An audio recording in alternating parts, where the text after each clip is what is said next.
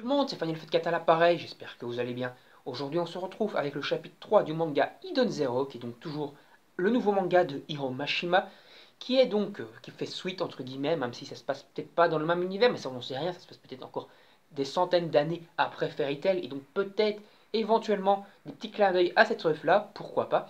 En tout cas, on est toujours dans ce chapitre-ci, qui est un chapitre un peu plus posé, il n'y a pas de combat, il n'y a pas de baston, enfin, entre tout petit peu entre guillemets de baston, mais c'est plutôt un chapitre introductif encore au principe de guild.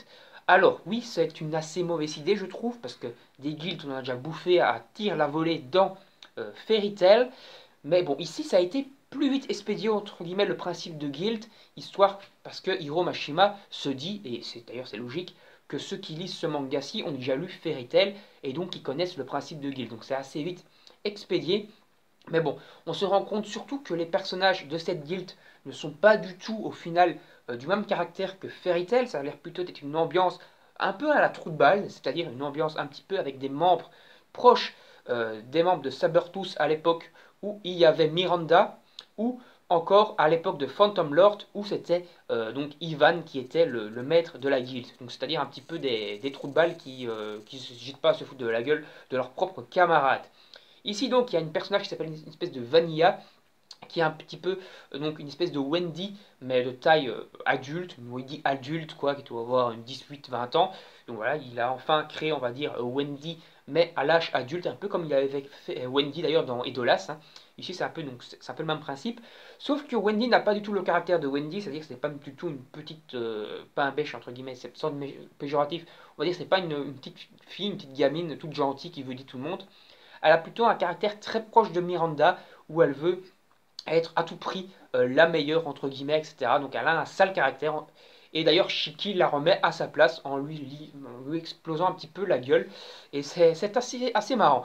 Donc Shiki au final se voit donc confier sa carte d'aventurier pour dire qu'il est vraiment membre de la guilde et qui peut donc maintenant partir explorer de nouvelles planètes avec Rebecca grâce entre guillemets à son passeport d'aventurier. Voilà, donc Rebecca elle est bicubieuse, donc elle peut partir explorer de nouvelles planètes pour son métier de bicubeuse entre guillemets. Et Shiki, lui, il est donc aventurier et donc il peut explorer également des nouvelles planètes. Donc voilà, donc tous les deux un métier entre guillemets qui correspond bien à ce qu'ils veulent faire, c'est-à-dire découvrir de nouveaux lieux.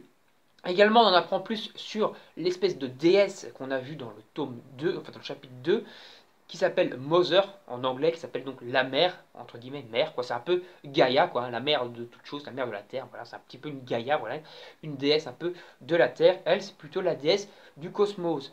Et elle est reliée, entre guillemets, à la guilde de la comète, de la bougie du météore, donc la guilde où est Shiki, et donc Shiki a entre guillemets eu l'occasion de discuter du coup avec Mother. Et donc du coup il a envie à tout prix de rencontrer cette divinité. Et donc on va partir un peu dans une quête, une aventure où Shiki a envie de rencontrer Mother, un peu comme Natsu avait envie de rencontrer donc son père, donc Ignir, hein, dans Fairy Tail. C'est un petit peu on va dire le même début entre guillemets que Fairy Tail, hein. C'est-à-dire un mec qui veut partir à l'aventure et qui veut rencontrer donc son père, là entre guillemets, quelqu'un qu'on appelle mère, qui est peut-être donc éventuellement sa mère, pourquoi pas, c'est ce que j'avais déjà un peu théorisé dans le chapitre précédent, même si je pense pas qu'elle soit véritablement la mère de Shiki, ça serait quand même un petit peu gratiné, surtout que tu vois le bazar, c'est un truc qui mesure des kilomètres, des milliers de kilomètres, c'est une putain de déesse qui vole sur un rocher, voilà, ça serait un peu abusé.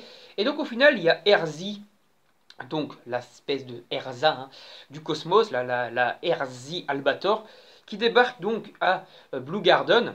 Elle est donc à la recherche de Shiki. D'ailleurs, c'était ce qu'est sa mission, entre guillemets. Elle avait identifié Shiki sur Blue Garden et elle partait donc pour le voir donc, avec son gros vaisseau à la fin du chapitre 2.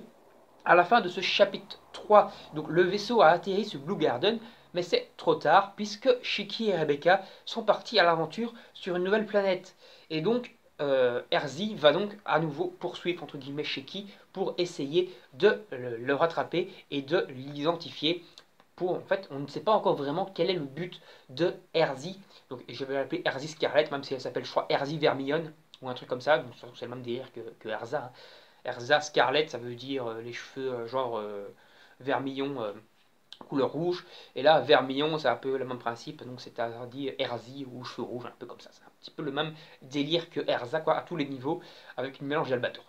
Donc voilà, donc on part, en fait, je pense que ça va vraiment être, entre guillemets, le premier arc, hein, qui va peut-être faire la fin du tome 1, qui va encore faire, à mon avis, un chapitre, voire la totalité du tome 2, qui va faire peut-être 7 8 chapitres, c'est-à-dire la rencontre avec, comment, plutôt un peu introduction ici dans ce chapitre, et après on va partir sur un arc avec Erzi, quoi, qui sera peut-être du coup le premier adversaire, le premier ennemi.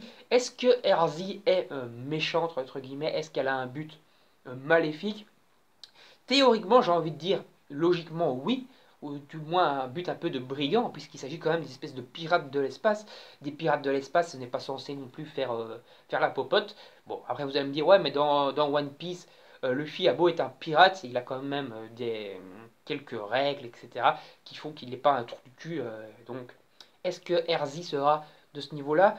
Ou est-ce qu'elle aura un autre traitement? Moi, je pense que, vu qu'il nous prend un peu un contre-pied, donc avec Wendy, par exemple, qui est un peu une trou de cul, est-ce que on n'aura pas du coup une Erza 100% maléfique, une Erzi quoi, qui sera un adversaire?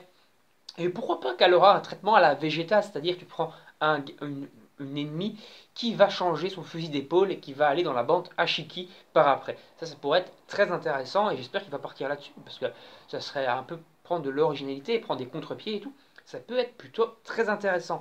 Après, je ne sais toujours pas si ce manga sera un long manga ou pas.